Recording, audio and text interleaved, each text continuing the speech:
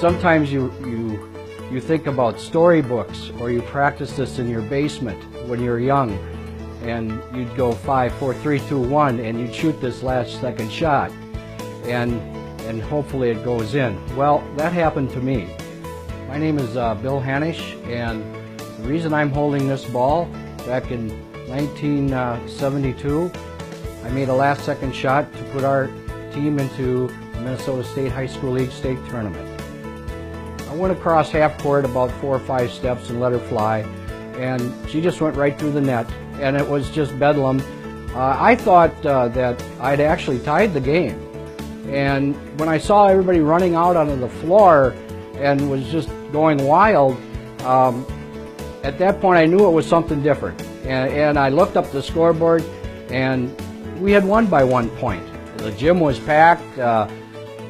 A lot of the community was there, all of our fan base was there, and we were throwing the ball around in the gym, and they just said, shoot it again, and I shot it again, and it went right through the basket. So things were really going well that night for us. I've always thought to myself over the years, you know, if it wouldn't have gone in, you know, then I probably would have been kind of the GOAT. But since everything worked out really well, and it did go in, let's just keep it like that. Coach Beach was a great coach. We had him since he was a B squad, when he was coaching B squad. So he had us for a number of years, so he got to know us really well. He got to know our personalities, how to coach us, what to say to us, what not to say to us, how to push us. I wouldn't have been in any place with this if it wasn't for my teammates. My teammates were the ones that got us there. I was the one that got lucky to throw the ball in the basket. But my teammates played so hard and scored so many points that they put me in a position to make this shot. In 1971, you got to remember that we were runner-up to the state championship game, and we lost to Melrose. So we had a lot of ambition to be as good as the team in 71. So when we came in our senior year, we had a lot of goals to set and stuff, but we had kind of a rough year. The reason we got going good was after the Austin Packer game, which we had a little talk it out session in the locker room afterwards, and we decided, well, maybe it was time to start playing some basketball the way we could. And you know, we went on a 10-game winning streak at that point, and the only time we lost after that then was to St. James, who was the eventual state champion of the whole tournament. So we were around 500. It was myself, and Scott Broughton was a guard. Kevin Bombach was a forward. Joe Johnson was our center, and Terry Linner was a forward. Terry and Scott were very good shooters. Joe was a great defender and a great rebounder in the middle. He was our big man. Kevin was kind of our forward slasher, who would go to the basket and have very good nights scoring. And I was just kind of the guy that ran the team, kind of the general on the floor, kind of breaking the presses, bringing the ball up the floor. And it wasn't my job to score a lot of points. It was my job to distribute the ball and get it to the people who could really shoot it well. It was a lot of work for me. I'm not the tallest guy in the world, and I had to use the talents that I had with some speed and quickness and be a team leader.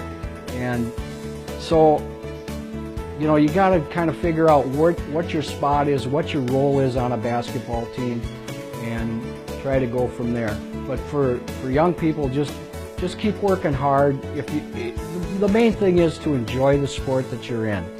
If you enjoy it, keep playing it, and just work hard.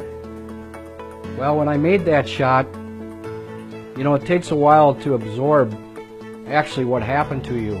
It took years to finally figure out exactly how much that meant to the community, the people, the band, the students, the community, the busloads of people that would come down on a Friday night and watch a high school basketball team very exciting game against Waseca.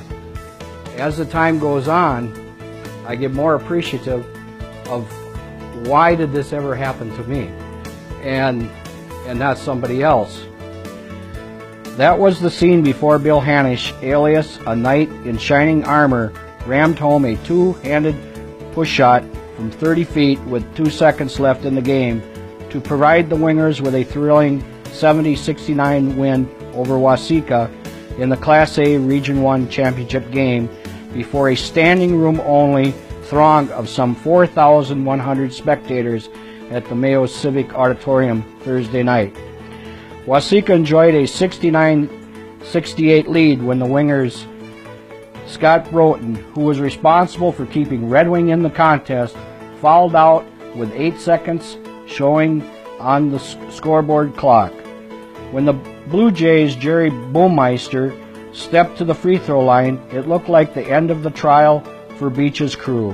Then Dame Fortune smiled on the Wingers, who must live right.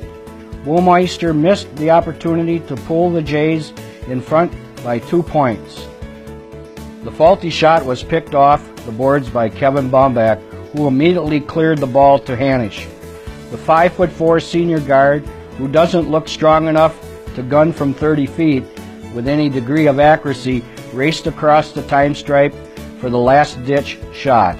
Hannisch's shot left his hands with 2 seconds left on the clock and never touched iron. The ball rippled through the net after the final buzzer went off, leaving Waseca coach Manny Beckman shaking his head in disbelief, and as bedlam broke out. The Blue Jays' Jack Gray, the 6'5" center who riddled the Red Wings defense for 43 points, trotted off the court, his customary beady-eyed expression showing no signs of disappointment. It was just a facade, though. Red Wing, with Broughton canning 4 out of 5 field goal attempts and totaling 12 points, jumped to a 21-13 lead after 1 quarter. Even though Gray meshed 14 points in the second quarter, the Wingers held a 36-31 lead at the intermission. Gray worked against Joe Johnson until the Wingers' 6'4" center was saddled with his third foul with 5:38 left in the second period.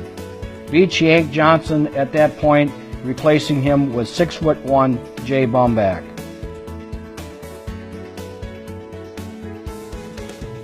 We were down by 1 point, and